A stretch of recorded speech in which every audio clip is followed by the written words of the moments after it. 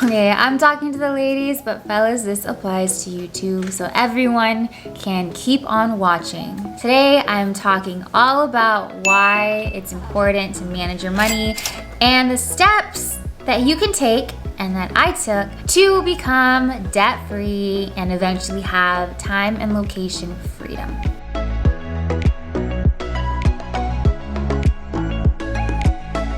I'm Rebecca Eloisa. I left my full-time marketing corporate job about a year and a half ago to pursue my own digital marketing agency. Now I'm a digital nomad traveling the world. Currently, I'm in Manila, Philippines with a beautiful view of the skyline outside my window. And you guys, truth be told, one of the biggest reasons why I'm able to travel and work remotely like this is because I took really good care of my finances and made some pretty smart financial decisions, including paying off all of my student loans and consumer debt. And I want the same for you. So I'm starting off with step-by-step how I paid off of my debt. The truth is, your debt is somebody else's passive income. Now, wouldn't you rather use that extra money to invest in yourself, in your own businesses, in your own retirement, and your own ideas, or even your own Jordan's collection? Let's be real, as long as it's going to you, it's better than going to the bank, am I right? So you are anxious to look at your bank statements. It causes you anxiety to open up your checking account and your credit card accounts. So what I'm gonna do is I'm gonna say rip off the band-aid and just jump in. Settle down, get a snack, take some adaptogenic mushroom tea to help with that stress response. Put on some vibey music, no words, just beats. And log into all your credit card accounts. And what I want you to do is place your debt in order from smallest to largest, okay? Smallest amount owed to largest amount owed. It's gonna maybe like your credit cards, and then maybe like your card note, your car loan, and then the big daddy is gonna be like student loans, and the big daddy is gonna be like your mortgage, and line them all up from least to biggest, from the little baby ones into the big daddy debts.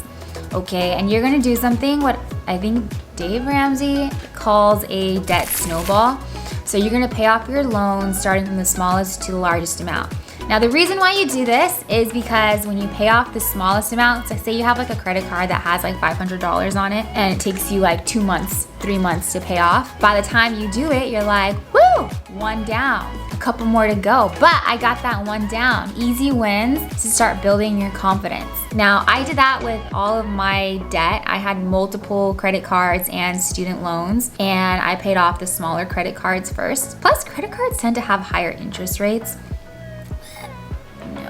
Disgusting. So you pay off the smallest ones first, and that, my friends, is called the debt snowball. Now, I'm gonna warn you, during this time, you might be getting in your head. You might be a little bit anxious. Yes, you'll have some anxiety. You may also start feeling like you're in lack. When you're looking at all your debt, you're gonna be like, wow, I'm broke. Broke. Not poor, I'm broke. So when you look at that, it's going to hurt a little bit. But what I'm gonna say is that that's okay, because it's like a sobering reality check of where you're at, and now you can only go up and you can only improve and only get better. The fact that you're even watching this video is a testament to the growth that you're about to see in your life pretty soon. One thing I wanna let you know, a little tip, when you're feeling really broke, when you're looking at your credit card statements, switch your mindset to be more of a sense of abundance. I want you to make a list of all the things that make you wealthy. And these can even be intangibles. Things like your health, because being able-bodied is extremely a huge benefit. Maybe you have a college degree. That is also a huge benefit. Maybe you have some kind of cool skill or talent or trade. Like maybe you're like a bartender, you have bartending skills or some kind of trade, like you can cut hair, you're like an esthetician, you have skills, tangibles like that, or intangibles.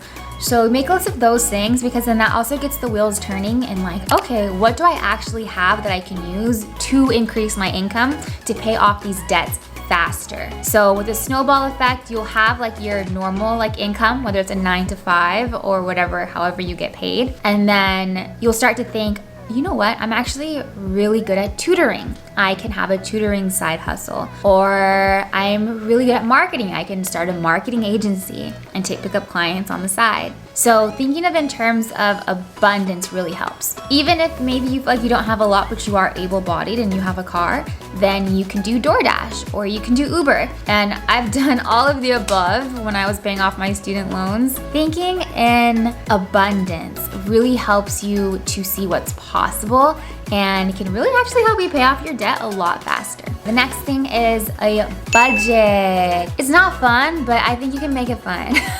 I'm not a numbers person at all whatsoever. I like data, like looking at my clients' data, but when it comes to like numbers like math and that kind of stuff with money and counting, I'm not a fan. But you can make budgeting fun and you can make it sexy.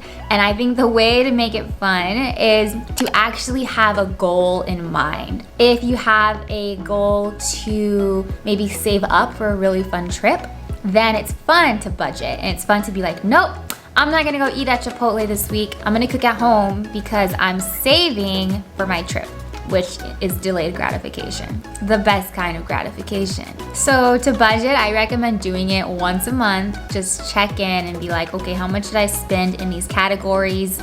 Whatever your categories are, it's gonna be like transportation, housing, maybe health, bills, paying off your debt, clothing, and miscellaneous. So you have these different sections, you see how much did I spend, how much do I wish I spent, and then if you spend less than what you budgeted for, then you can add that money into a savings account. You can put it towards debt. You can add it towards like your dream vacation budget. You can put in retirement. That's what you can do with your excess money. Okay, so the next thing is decreasing your expenses. The truth is that you can decrease your expenses only so much. So when you first go through your budget, you may have some things that surprise you. But when I first did my budget, I found out I was spending like $300 a month at Chipotle, which is so wrong on so many levels. No, never again. So I was like, okay, maybe if I spend $100 a month on Chipotle, and then the other $200 can go towards cooking at home or towards paying off my student loans. So you want to decrease your unnecessary expenses, especially if you're paying off debt. I personally decrease my expenses to the bare bones. The bones. I wanted to be out of debt as fast as possible because I wanted to have the freedom to be able to leave my full-time job if need be, or even if there were layoffs, I wouldn't have that stress. So that the external economy wouldn't affect my own personal economy. I wanted that freedom for myself and I want that freedom for you. So decrease your budget as much as possible, and then after that, increase your income. Now this, friends, is when you're gonna need some Jesus. You're gonna need the Holy Spirit activate, because increasing your income is something that people try to do all the time, and some people do it really well and some people don't. And some people increase their income, but then they're stressed out and working a bajillion jobs. I don't want that for you. I want you to be able to increase your income without having to increase your stress or increase the time, the output time.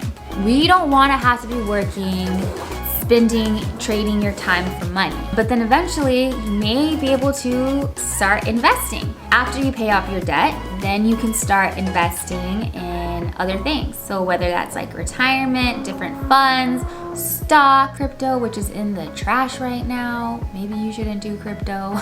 I don't know. I'm not a financial advisor. Don't trust me. So some different ways to increase your income. You can start a business and you can side hustle, and you can even ask for a raise at work and change your job. Starting a business is something that I did after I side hustled. So my side hustle became my main hustle. When I was working full-time at Paramount Pictures, working in the marketing department, for an amazing producer, I had clients on the side. I didn't have a lot because I had a full-time job and it was a very, very full-time job. But the clients on the side helped me supplement my income. And I'd had those clients ever since I was in college, always just to add a little bit more money into my pocket. And eventually that side hustle blossomed into what my digital marketing agency, Kona Rise, what it is today, having a full-time social media agency with some amazing clients, having an international team, and really having the time freedom and location freedom to travel and be in Manila or Indonesia or South America or really wherever I please. If having a business and being an entrepreneur isn't for you, because it's really not for everybody, I don't think everybody has to quit their job and all this stuff. But if you are someone that likes the stability of a 9 to 5, then what I recommend doing is finding one that pays more money. So that is easier said than done, let's be real. But there are opportunities out there. Again, we're trying to remain positive and optimistic. One thing I recommend, if you're not tied to your industry and you're looking to enter a new industry, then I highly recommend looking into tech, because there are some really cool jobs and you don't have to be a web programmer or video editor and blah, blah, blah, and those things. You can work in HR, you can be an executive assistant, you can work in PR, public relations, or in the marketing department. But if you're working in tech or any other industry that pays more than what you're being paid, then you're basically doing the same job but for more money. So keep that in mind, because along with more money, sometimes more money isn't always the best trade-off. But if you find a work culture that you really like in another place, then go for it. Interviewing can't hurt. Sending a resume in can't hurt. It may feel scary when you're doing it, but just try to have fun with it. Alright, to recap this video, my favorite ways to pay off debt and how I paid off all my student loans and credit card debt, or a couple 4 easy steps. Maybe not easy steps, but they were steps. Number 1, debt snowball. Number 2, make a budget. Number 3, decrease my expenses. And number 4, increase my income. The truth is, living debt-free and having more control over your money and where it comes from really brings a sense of freedom. And it's something that I personally really value, because it allowed me to have time freedom and location freedom, and really live the life that I wanted to live. So whether you are someone with digital nomad aspirations or someone who doesn't have digital nomad aspirations and you like living like in your own town, you have your community and your beautiful family, then I still think that this video can help, because paying off debt really is a strength. It's a benefit, especially now with how the economy is. It really gives you more options and honestly more peace of mind, at least for me. So I hope this video helped you guys out. If you have any questions or video requests, comment them down below, and go ahead and hit the like button if you enjoyed this. Subscribe to my channel, smash the subscribe button, and we can keep in touch. Alrighty guys, we'll talk to you later. Mwah. Stay golden.